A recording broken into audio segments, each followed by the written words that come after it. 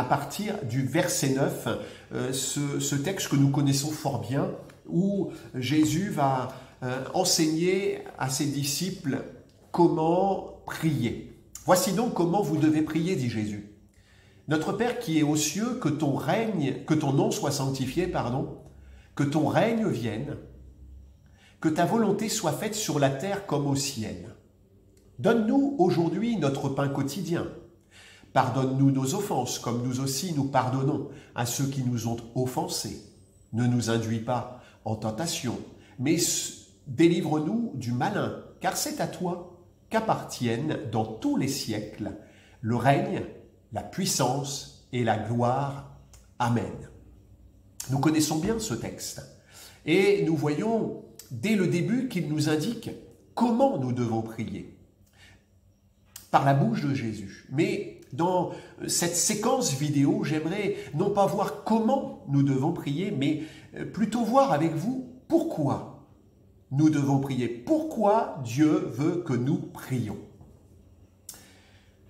Si nous avions une définition simple à donner de la prière, elle serait celle-ci. La prière est la communication personnelle avec Dieu. C'est tout simplement s'adresser à lui. Comme on s'adresse à une personne, comme on parle à un ami, à un collègue de travail, eh bien là, nous aurions cette possibilité, dans la prière, d'adresser à Dieu ce que nous vivons, ce que nous désirons, nos projets, nos envies, nos désirs. Et c'est tellement quelque chose de magnifique. Alors, elle va revêtir, la prière, différentes formes, incluant à l'intérieur de la prière la louange et l'adoration. Ce ne sont pas des choses à part, mais bien une expression, une communication personnelle à Dieu. Et parfois, on fait un distinguo entre la supplication, la prière, l'intercession, la louange, l'adoration. Mais en fait, toutes ces choses, toutes ces formes, eh bien, nous parlent de prière. Quand je loue Dieu, je m'adresse à lui, je communique mon adoration, ma louange, ma reconnaissance à Dieu. Dieu, dans la prière, ne veut pas une chose particulière. Et vous allez comprendre ce que je veux vous dire par cela. Ça va peut-être vous choquer dans un premier temps, mais il va falloir que je vous explique la réalité de la chose. Dieu ne veut pas, dans la prière, que nous le prions pour recevoir. Mais alors pourquoi prier, me direz-vous? Eh bien, comprenez-moi bien, ce que je vais vous dire ne s'oppose pas à ce que nous dit Jacques au chapitre 4 de son épître. Jacques dit ceci: « Vous avez des querelles et des luttes, et vous ne possédez pas parce que vous ne demandez pas. » Alors, vous me direz, mais pourquoi vous dites, pasteur, prédicateur, pourquoi vous dites Dieu ne veut pas dans la prière en fait que nous lui demandions, nous le prions pour recevoir? Mais en réalité, ce n'est pas ça que je dis.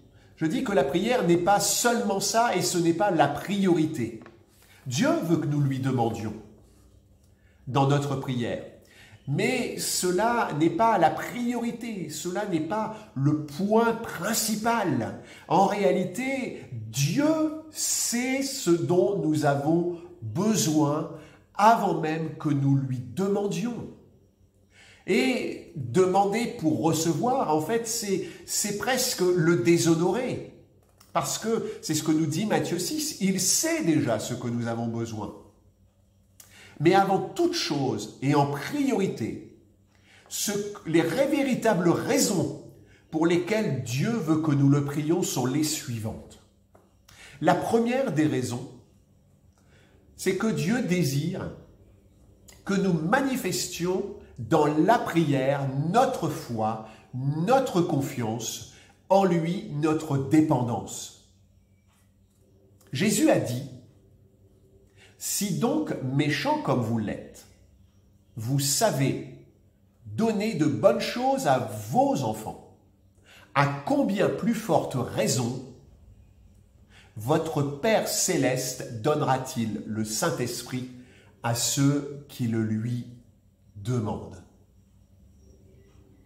En fait, dans ce texte, nous réalisons que la première des choses dans la prière, c'est le fait de s'adresser à un Père.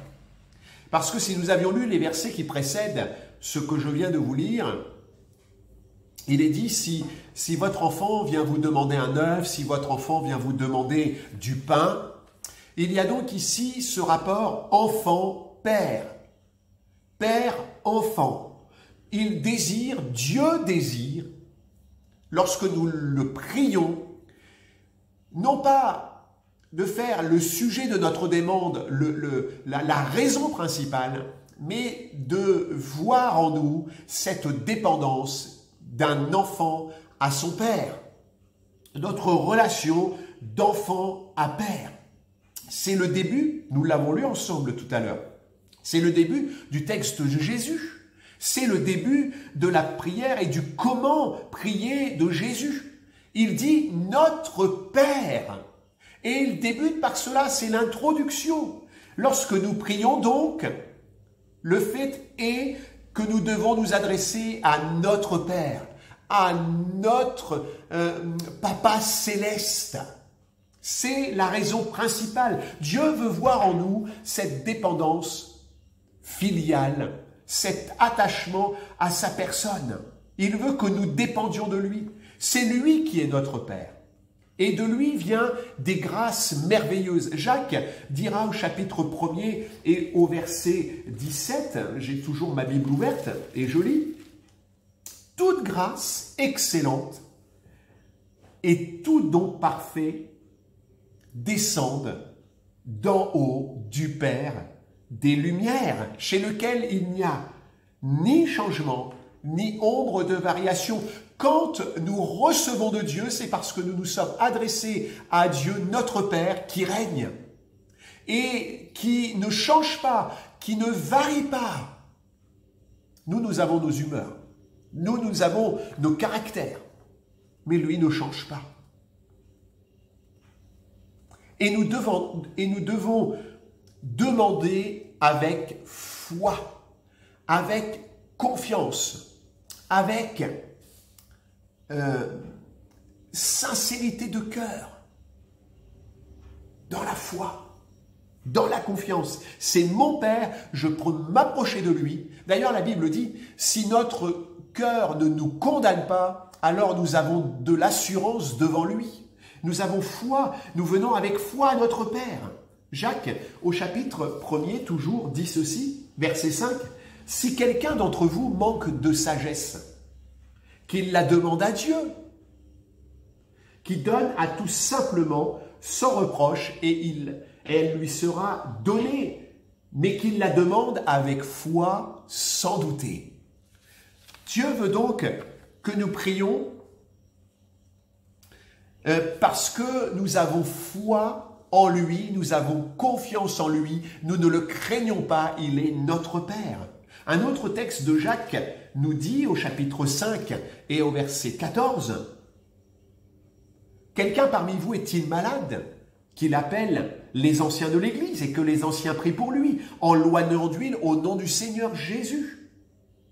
La prière de la foi sauvera le malade et le Seigneur le relèvera. S'il a commis des péchés, il lui sera pardonné. » La foi doit motiver ma prière. La foi doit motiver ma venue dans la prière. Parce qu'on pourrait demander sans foi. Parce qu'on pourrait demander sans confiance. Et notre prière serait inefficace. Dieu saurait à l'avance ce dont nous avons besoin. Mais parce que je n'ai pas la foi, parce que je n'ai pas la confiance, alors ma prière, elle est comme gâchée, elle est comme inutile. Matthieu 21, 22 dit « Tout ce que vous demanderez avec foi par la prière, vous le recevrez. » Avec foi. Avec foi.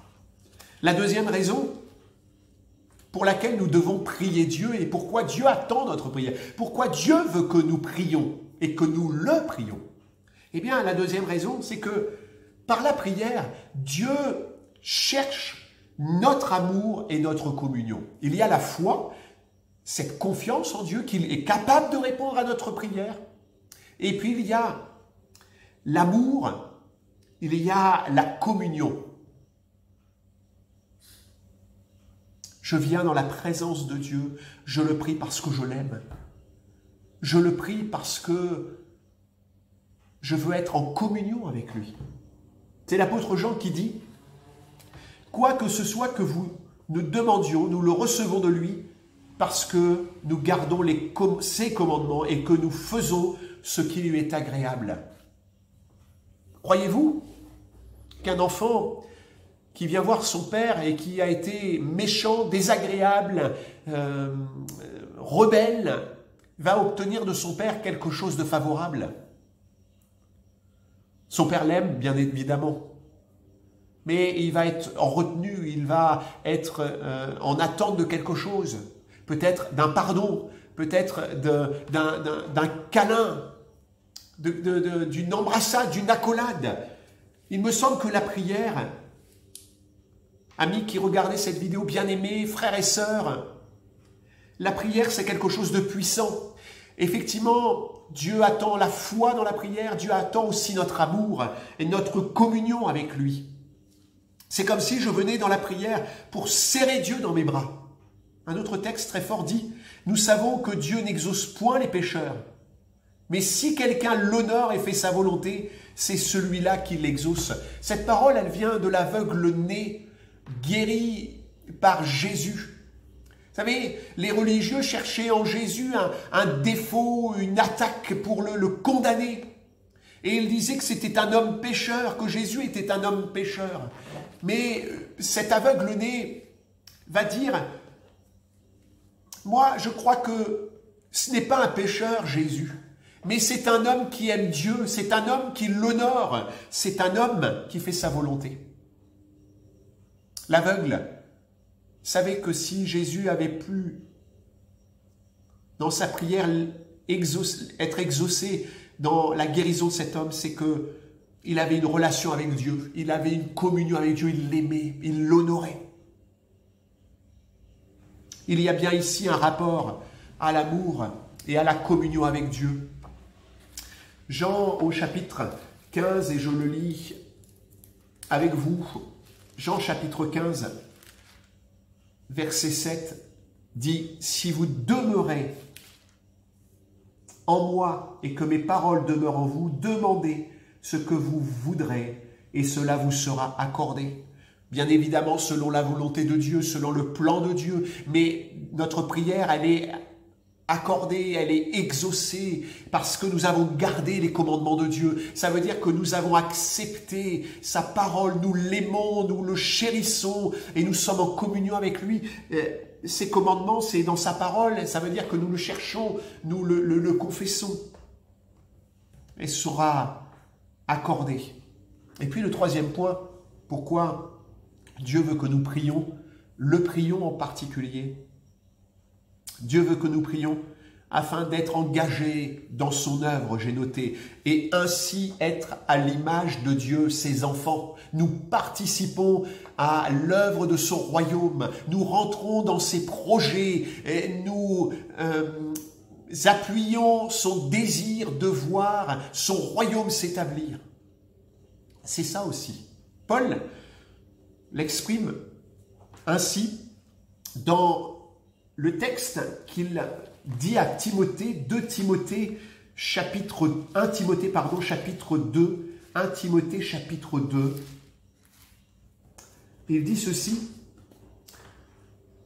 Paul exprime cette pensée ainsi, « J'exhorte donc avant toute chose à faire des prières, des supplications, des requêtes, des actions de grâce pour tous les hommes, pour les rois, pour tous ceux qui sont élevés en dignité, afin que nous menions une vie paisible et tranquille, en toute piété et honnêteté.